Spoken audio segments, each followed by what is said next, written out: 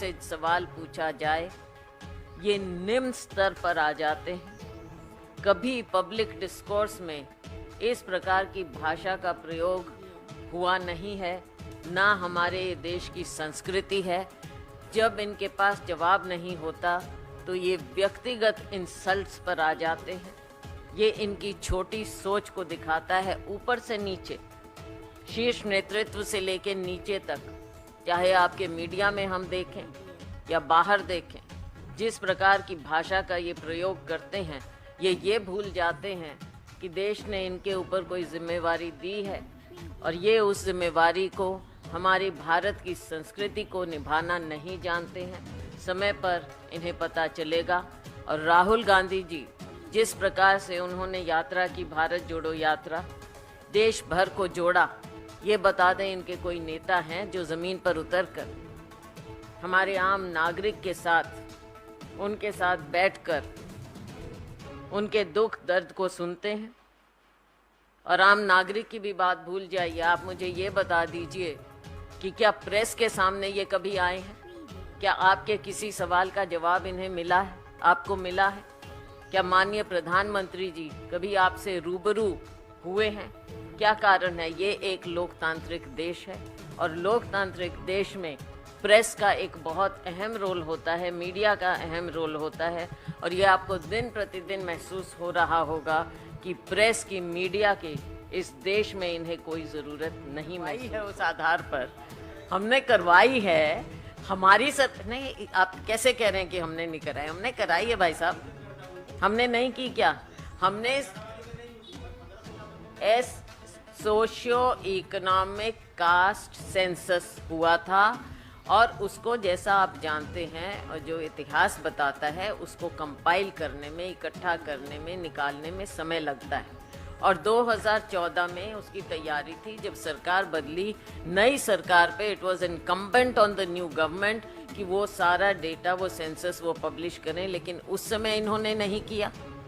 आगे के टाइम में जब करना चाहिए था, तब जो भी बात रही हो, लेकिन इन्हें एक बहाना मिला, तब जनगणना नहीं की। और अब उसका नतीजा आप देख लीजिए, महिलाओं के आरक्षण का जो ये फिर एक जुमला छोड़ा है कानून पास करके, और कहते हैं आगे जनगणना होगी तब हम करेंगे। तो ये देश को बरगलाने का एक और जुमला देख लीजिए। 15 लाख से शुरू हुआ, महिलाओं के आरक्षण तक ले आए।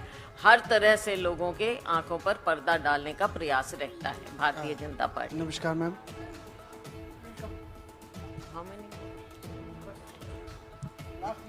एक लास्ट मैम, जिस तरीके से छत्तीसगढ़ में अब चुनाव अब आने वाले हैं, कुछ समय ही रह गया है, वहाँ पे जिस तरीके की प्रॉब्लम्स हो रही हैं, आप प्रचार प्रसार भी वहाँ पर हो रहे हैं, तो काफ़ी सारी ऐसी प्रॉब्लम्स आपके सामने फेस होते होंगे। मिडिल क्लास फैमिली जो उनके साथ जो प्रॉब्लम्स हो रहे हैं, तो उसको आप किस तरीके से फेस, किसकी प्रॉब्लम? मिडिल क्लास फैमिली जो उनके साथ जो प्रॉब्लम्स जो हैं, तो उनको आप किस तरीके से फेस कर रहे हैं? वहाँ पे काफ़ी सारी ऐसी चीज़ें आपके सामने आती होंगी कि जो उनका फुलफिल नहीं हो पा रहा है। जिस तरीके से आपने आंकड़े बताए, वो गेहूं के जो आंकड़े जो आपने बताए, तो उसको आप किस तरीके से मैनेज करेंगे वहाँ पे?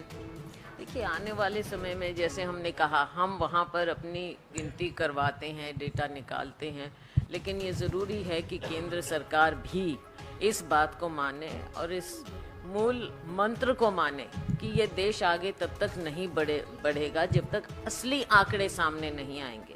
असली आंकड़े सामने तभी आएंगे जब ये सेंसस कराएं, और सेंसस कराने का इनका इरादा नहीं, तो उस ऐसे समय में राज्य सरकारें अपने अपने हिसाब से कर रही हैं और हम हर एक वर्ग के इश्यूज को एड्रेस कर रहे हैं। 2 लेडीज, वरना यहाँ आरक्षण नहीं होगा। बताइए। Ma'am, ever since the Congress Party has released the CWC resolution, one of the point was on Palestine. Since then, there is war of words that is going on. The BJP leader Himanta Biswa says that the statement by Congress Party is very similar to Pakistan's Taliban. Says that for appeasement politics, the Congress Party is doing such things. There is no such appeasement policy, and I think Congress Party has amply discussed this issue and given out its official statement to the press.